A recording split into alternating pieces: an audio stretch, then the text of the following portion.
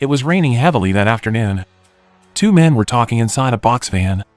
The one with the suit is Jae-young-do and the other one is Ra-hoon. They parked in front of a police station. Jae-young-do reminded Ra-hoon to be careful because the mission they were about to do was very dangerous. Ra-hoon convinced him that he would be okay and told him to make a good report about him. He then took a package from the back of the van and entered the police station. Inside, when taking an elevator, Ra-hoon met two officers that complained about the package that was being delivered, saying it was damaged. Ra-hoon replied that it was not his business because he was just a deliver man. The officers scolded him for his unpolite answer. After that, Ra-hoon left the elevator while the officers take the elevator to the upper floor. This is the witness protection room. They are protecting a witness named Yong-han. He is the key to a criminal case of a kingpin. His testimony was very important and Ra-hoon's mission was to kill this man. Ra-hoon then approached the room but two officers immediately stopped him and asked him where he was going. Ra-hoon didn't say anything but listened to the music from an earphone. The officers suspected him because his hand was inside the box when suddenly, he took a gun from the box and attacked everyone in that place. Turned out, Ra-hoon was a professional. He killed all the officers on that floor. Yong-han was scared and promised not to testify in court but it was too late. Ra-hoon killed him by shooting him to death. Ra-hoon reported that the mission was a success, but when he was about to leave the building, someone attacked him. It was Jae-young-do. He then took Ra-hoon's body, put it in the back of the van, and left from there. As soon as he arrived at a deserted street, Jae-young-do stopped the van. A couple of men approached and disguised the van with stickers. Their job was well arranged. Jae-young-do entered an office building that looked no different than a normal office. He didn't look any different from a normal worker, but he was a skilled assassin in disguise. He entered an office named NCM Agency and engaged in the metals sector. Everyone worked their own respective job there.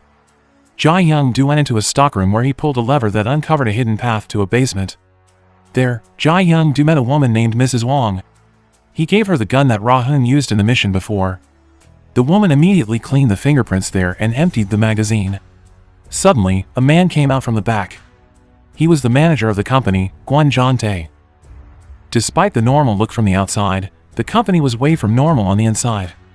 The company was filled with assassins and they worked for everyone that hired them. Jong-tae asked about Jae-young-do's lateness because even though he was a senior in that place, his lateness could not be tolerated. Jae-young-do apologized. Jong-tae asked about Ra-hoon and Jae-young-do said that he had finished him off. After that, Jae-young-do met with his former senior in the agency named Bun Ji-hoon. He was once a very skilled assassin and he was the one that trained Jae-young-do to be a skilled assassin. Jae-young-do owed him a lot for what he had done. He warned Jae-young-do to be careful because they didn't have the strength to go against the agency. Ji-hoon then told him that he would give Jae-young-do his car when he died because he knew Jae-young-do liked his car so much. Meanwhile, a detective named Jo Myung-dok saw the CCTV footage of the police station that Ra-hoon raided before. Myung-dok is a well-trained detective. Jae-young-do went to a place to look for Ra-hoon's address. Suddenly, a group of teenagers showed up and stopped him. One of them was a woman that looked like Ra-hoon and was sure to be Ra-hoon's sister. When Jae-young-do asked where her mother was, they attacked him, but Jae-young-do's skill was no match for theirs. He easily knocked them all out. The girl is Ra Bo-seul. She went inside her house and returned with her mother, Yu-mi-yeon. Jae-young-do introduced himself as Ra-hoon's colleague. He then handed over a bag full of money to her and said that it was all Ra-hoon's savings. Ha-run had to go out of the city for a job. Mi-yeon then invited him for dinner at her house. During dinner, it was seen that Bo-seul didn't like her mother and brother. She even said that her mother was nothing but a cheap singer that sang crappy songs. She then played her mother's song, but despite what Bo-seul said about Mi-yeon, Jae-young-do had a different impression of the song. Back when Jae-young-do was just a child, he had been working on the streets, and turned out, Mi-yeon's songs were the ones that accompanied him throughout his childhood days. That day, Jae-young-do was called to the office by the chairman of the agency, John. He asked him to help with his son's job. He expected a lot from Jae-young-do because he was a senior. He was tasked with a secret mission, namely to monitor one of their employees named Jin Chae-guk. He left his missions and Jae-young-do was assigned to watch over him. Chairman John explained that apparently, Chae-guk had lost his 7-year-old son due to an accident. Jae-young-do remembered that Chae-guk once showed him his son's picture. Since the death of his son, he often dazed off. Jae-young-do then followed Chae-guk, but Chae-guk's skill as an assassin was still sharp. He realized that Jae Young-do had been following him all that time. He then threatened Jae Young-do. Jae Young-do suggested Chae-guk went overboard, but he refused. He told him that he wanted to resign from the agency. Jae Young-do reported about Chae-guk to Jontae, but he instead got scolded, saying he was negligent in his mission and told him to leave. It turned out that Ra-hoon was not killed. He was saved and sent to the hospital for recovery. He asked why Jae Young-do attacked him after he completed the mission. Jae Young-do said that he did that to save him because the agency had been targeting to kill him because he knew too much about the company while he was just an intern. Meanwhile, the agency had trained assassins. They were trained in hand-to-hand combat, weapon assembling, and not leaving traces during missions. This man was called Target M, a top-class broker who ran away with investment money. They immediately closed access to the first floor and sabotaged the CCTV. As soon as the man left his car, he felt someone following him in the parking lot. When he was about to enter the elevator, a woman from the elevator shot him dead while another man brought a trash bin to bring his body away from that place. The murder was very clean without a trace. Ra-hoon was returned to his mother. Jae Young-do was then invited to a family dinner. Mi-hyun thanked him for what he had done to Ra-hoon. Mi-hyun then shared her life story. She was married when he was 18. After her husband died, their lives turned upside down. Jae Young-do praised her for her struggle to raise 2 children. A message suddenly got a message. Turned out, the agency had approved Chae-guk's resignation.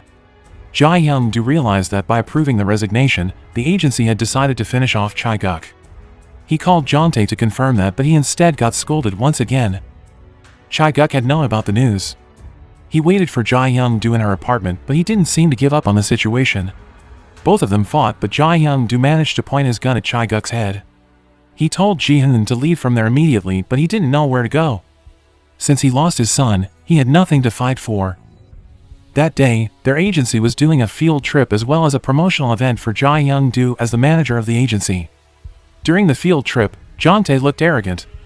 He often scolded his employee even though he only worked in the agency because of his father. Chairman John himself congratulated Jae Young-do's promotion in front of everyone. Jae Young-do started dating Mi-hyun. They went to a cafe owned by Mi-hyun's friend.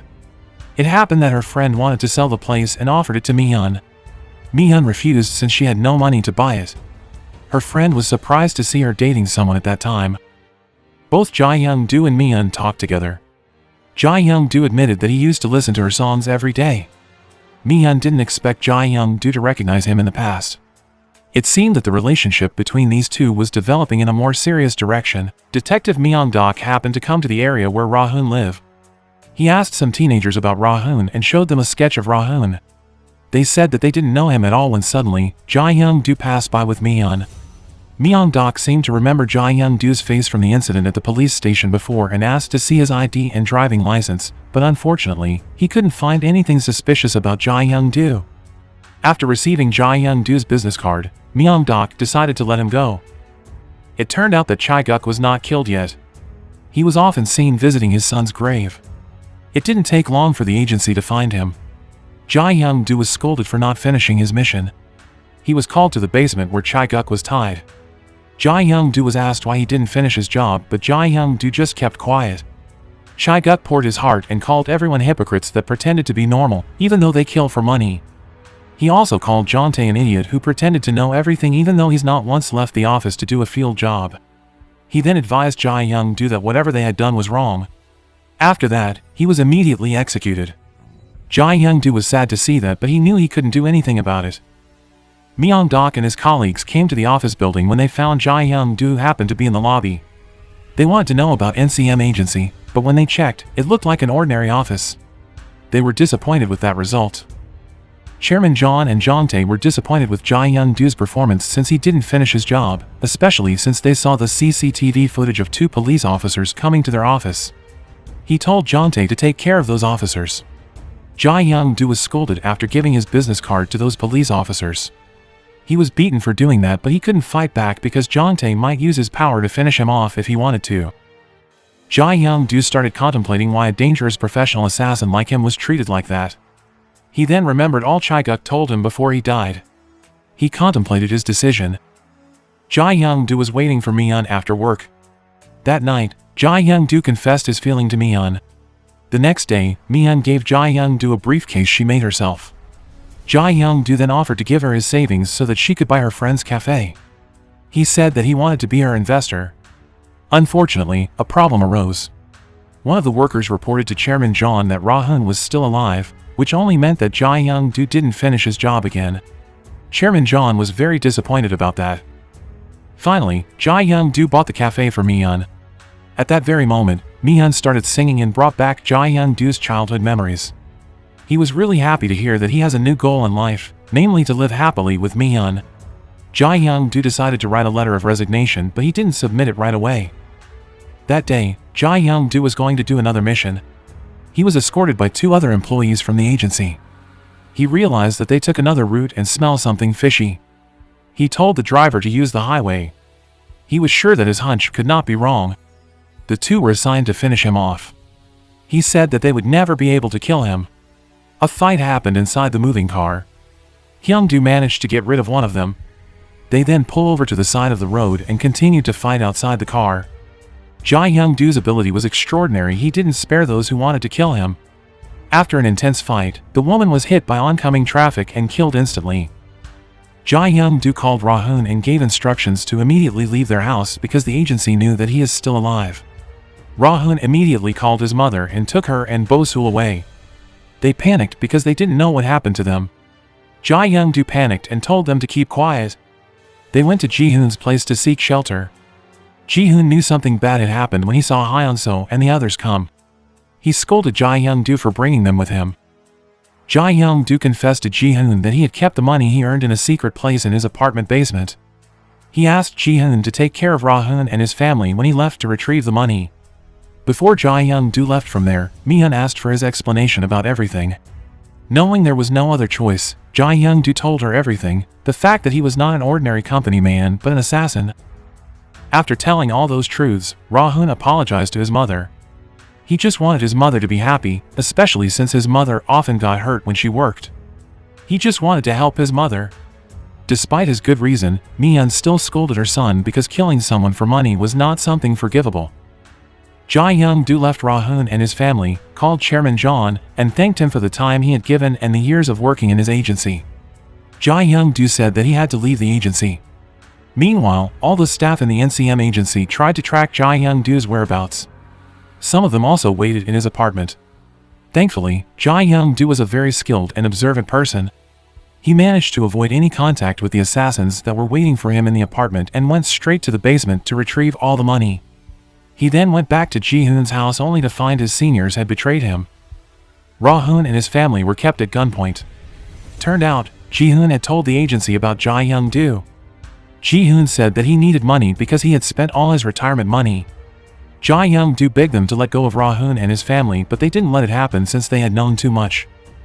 Knowing there was no other way, Jae-young-do fight them all.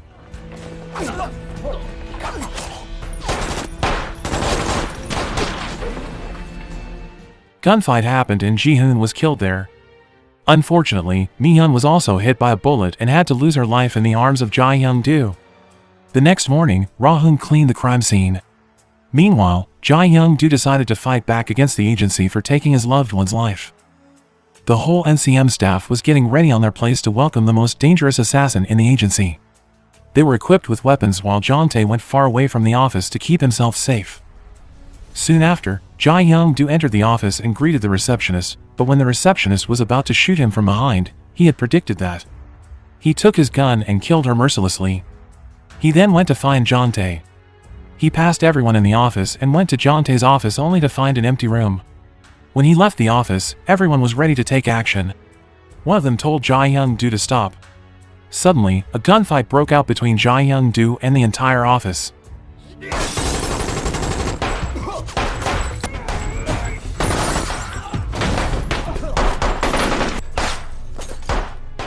Jae-young-do was no match even for the entire agency. H managed to kill everyone, except a new guy in the office.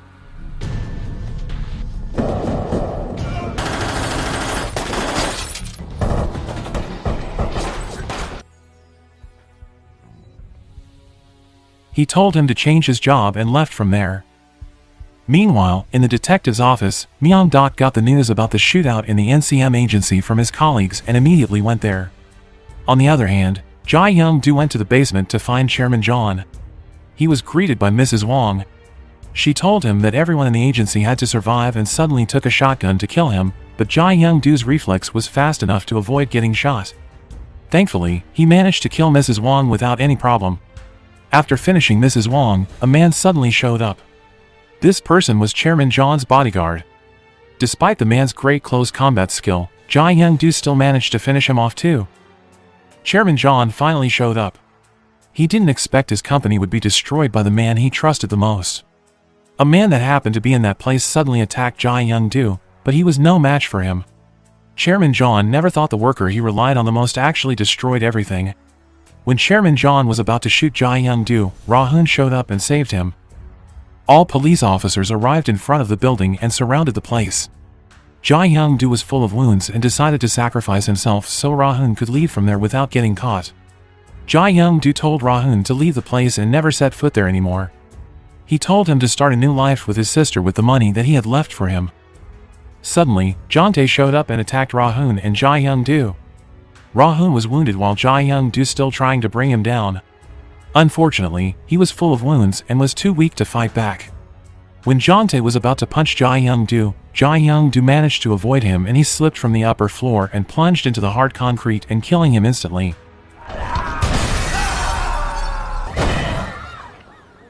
After telling Ra-hoon where the emergency stairs were, Jae-young-do went downstairs to face all the police officers that were waiting for him. Meanwhile, Ra-hoon managed to sneak out of there. All his life being an assassin, for the first time, he felt relieved after letting go of all his burdens.